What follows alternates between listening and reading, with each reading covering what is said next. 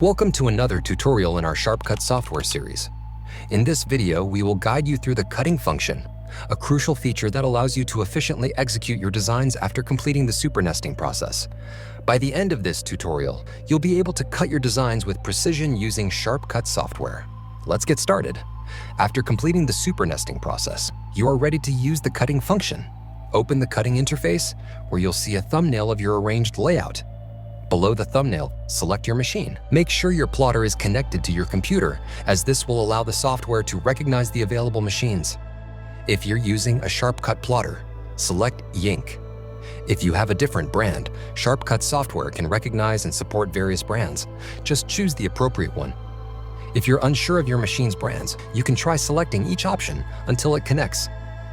Next, you'll find two options under End position, which determine where the material stops after cutting. End directly.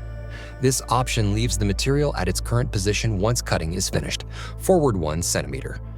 This option advances the material 1 centimeter forward after cutting is complete. Now, let's discuss segmented cutting.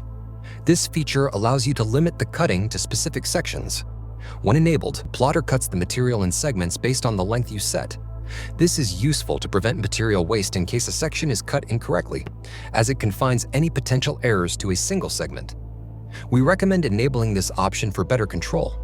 Once all settings are configured, click Plot to begin data transmission. After the data is sent, a dialog box will appear. Do not click OK immediately. Wait until the machine has completed the cutting process before proceeding or moving to the next operation. Congratulations! You have successfully learned how to use the cutting function in Sharpcut software. Make sure to check out our other tutorials for more tips and advanced techniques.